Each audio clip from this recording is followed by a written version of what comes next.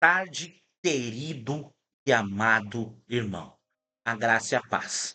Você já agradeceu Deus Pai, Deus Filho, Deus Espírito Santo?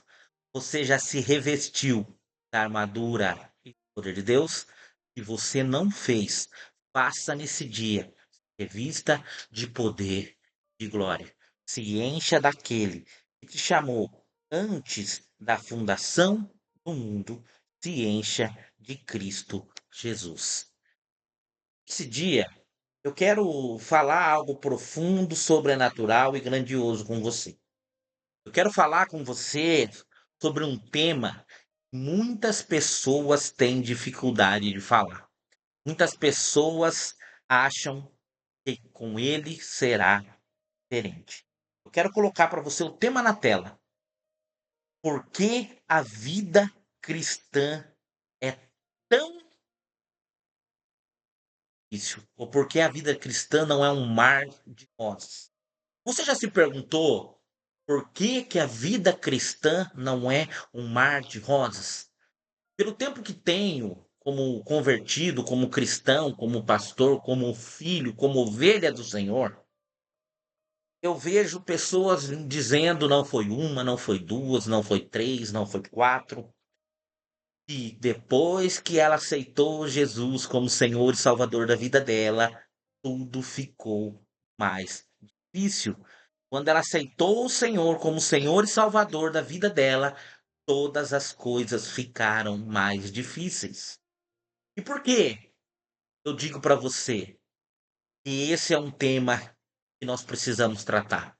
Porque muitas pessoas que se convertem, que aceitam, que reconhecem o Senhor como Senhor e Salvador das suas vidas, caem no desânimo e se afastam da presença do Senhor. Eu quero trazer para você, em primeiro lugar, hoje, um choque de realidade. Por que, pastor, o senhor quer trazer um choque de realidade? Sabe aquela promessa de que Jesus, de quem tem Jesus não tem problemas? Muitos falam assim. Por que que as pessoas falam isso? Por que que as pessoas dizem isso? Pois é, essa promessa não está na Bíblia. Essa promessa não está na Bíblia. Na verdade, querido, o próprio Jesus disse exatamente o contrário. Se você está passando por lutas e se sentindo um cristão de segunda categoria, porque nós vemos pregadores da teoria da prosperidade, pregadores da confissão positiva, dizendo que tudo tem que ser um mar de rosas, que se você não é próspero, você não tem Jesus. Se você não tem a alegria, se você não vive uma vida fácil, uma vida de coisas fáceis, você não tem Jesus. Então eu quero te dizer uma coisa, Jesus ele não diz isso. Por causa disso, este vídeo é para você. Você que muitas vezes não entendem por que tem perseguição, porque o inimigo foca em você. E eu vou dizer algo para você. Depois desse vídeo, se a sua visão não mudar, você vai entender que você é um convencido, não um convertido. Primeiro, segunda coisa que eu quero falar com você, a ilusão do mar de rosas. Muitos pregadores vendem um evangelho de facilidades, mas isso não é bíblico e é muito perigoso. Versículo fora do contexto gera pretexto. Eu quero trazer um alerta para você, um alerta profundo. O texto compara esse ensino a um erro de Himeneu e Fileto. Himeneu e Fileto estão lá em 2 Timóteo 2,18. Eles diziam que a ressurreição já tinha acontecido, tirando o foco da esperança futura e focando apenas no agora e no imediatismo. O nosso corpo e o nosso mundo são coisas bem diferentes. Ainda habitamos em um corpo arruinado pelo pecado e vivemos em um mundo hostil, um mundo que nos odeia. Doenças, desempregos não são sinal de falta de fé. É um sinal que ainda não chegamos em casa. E onde é a nossa casa? Nossa casa é na glória com o Senhor.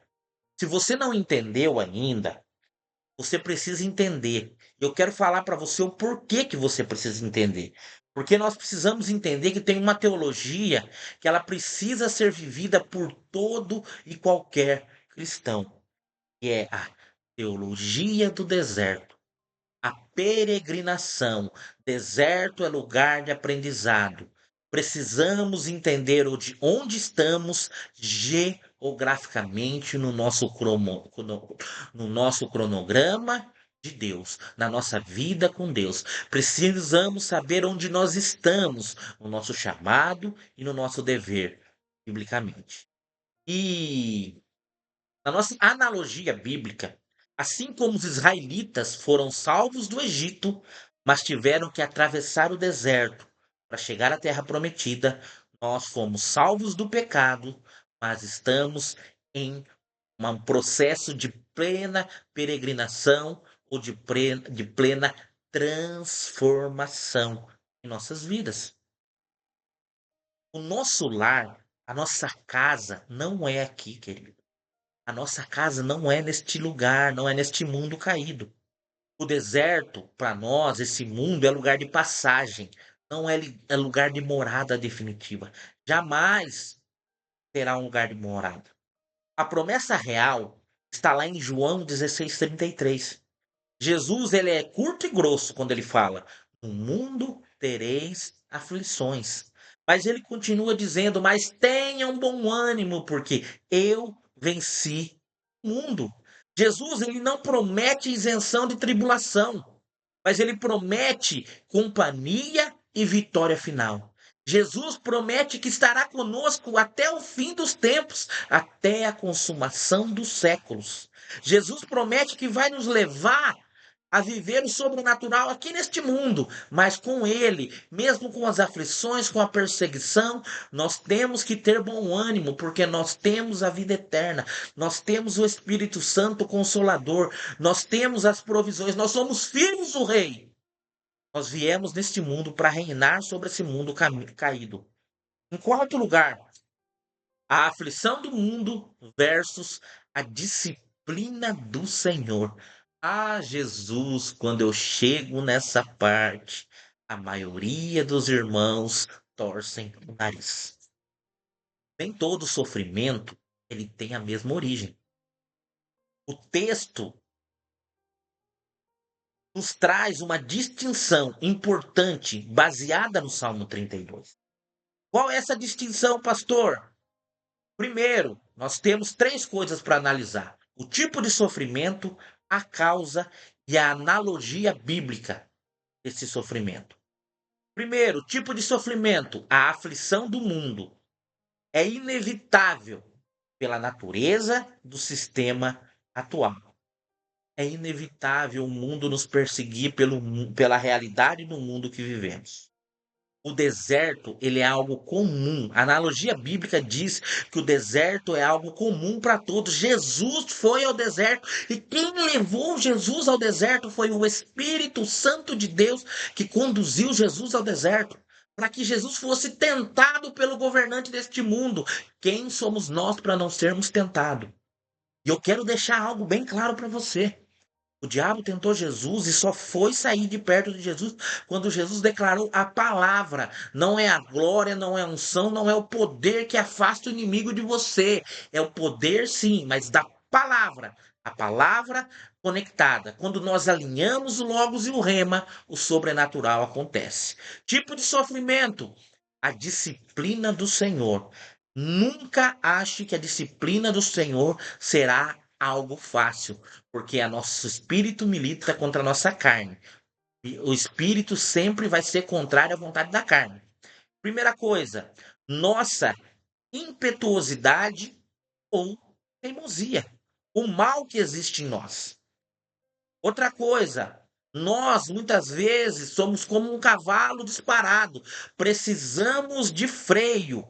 Muitas vezes nós somos impetuosos e o Senhor coloca rédeas em nós para que nós venhamos a parar e pensar. O Senhor nos deu dois ouvidos e uma boca. Ouça mais, escute mais e fale menos. Outra coisa, mais uma vez, a disciplina do Senhor. Muitas vezes nós resistimos em obedecer. Nós teimamos em obedecer. Muitas vezes nós somos como a mula, precisamos de cabresto, somos muito teimosos. Você é uma pessoa teimosa? Porque eu sou uma pessoa teimosa. Eu teimo em aprender, mas graças ao Senhor, ao Espírito Santo que habita em mim, isso está sendo mudado na minha vida hoje e sempre, pela glória do nome do Senhor. E agora eu quero te levar. Estou chegando no fim do ensino, querido. Agora eu quero te dar o segredo da enfermaria, ou do enfermeiro, ou da enfermeira. Descanso na soberania de Deus. Eita Jesus, descansar na soberania de Deus. Isso não é para qualquer um, querido.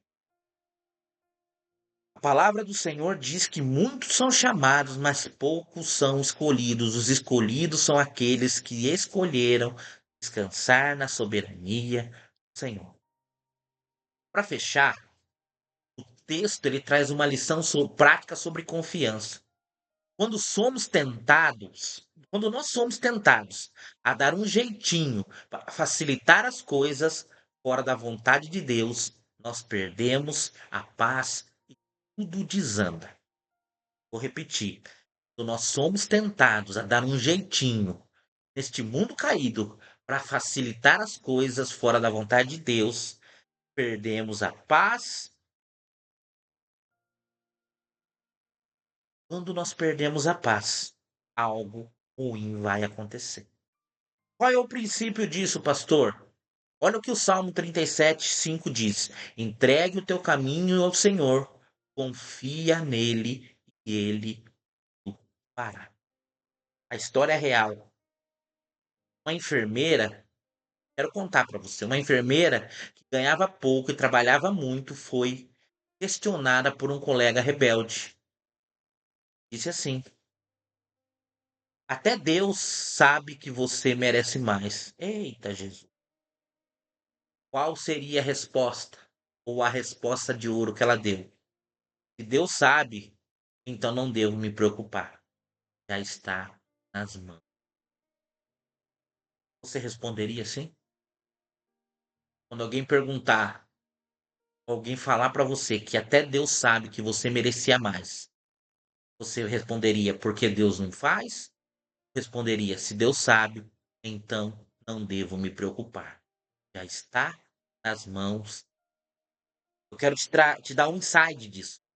O conhecimento de Deus sobre a nossa situação é o nosso travesseiro, mas se ele sabe e ainda não mudou o cenário, há um propósito sendo trabalhado por Deus. Querido, aprenda algo na sua vida. Quando nós conhecemos a vontade, a palavra soberana do Senhor, nós descansamos na paz do Senhor e nosso travesseiro macio. Se ele sabe e ainda não mudou o cenário, há um propósito na sua vida que precisa ser trabalhado. Eu quero concluir e aplicar algo na sua vida. Enfrentar aflições não é sobre nós sermos fortes, é sobre saber a quem nós pertencemos, a quem nós somos de propriedade. Nós somos filhos ou somos servos? Nós somos filhos ou somos escravos? A graça do Senhor é o suporte necessário para nós, os peregrinos do deserto. Não tente fugir do deserto pelas vias erradas. Aprenda o que Deus quer te ensinar nele, através dele e através da palavra dele. Eu quero trazer alguns pontos para você fixar, pontos para que você não esqueça jamais, e a sua vida vai ser transformada. Primeiro, Aceite que você vive num mundo hostil. João 16:33. Aceite que o inimigo é seu inimigo, não seu amigo. Segundo, diferencie se você está sofrendo pelo mundo ou sendo domado ou preparado por Deus. Não se esqueça do Salmo 32. E terceiro e último, descanse na ciência de Deus sobre a sua vida. Leia o Salmo 37 no versículo 5. Descanse que tudo está no controle de Deus sobre a tua vida e você viverá o sobrenatural do Senhor. Eu quero te dizer algo. Se você, através desse ensino, ainda não entendeu por que que as coisas estão acontecendo, o porquê que o deserto é tão evidente na sua vida cristã.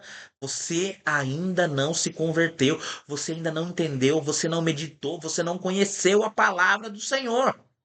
Hoje é dia de mudar, mas mude da maneira correta, na maneira do Senhor. Eu quero neste momento te convidar a se inscrever no nosso canal, a comentar, a compartilhar, ative o sininho das notificações e compartilhe esse vídeo para mais pessoas, para que eles conheçam a verdade poderosa da palavra que transforma, restaura, cura e liberta. Eu quero te dizer de coração, Deus te abençoe poderosamente em Cristo Jesus.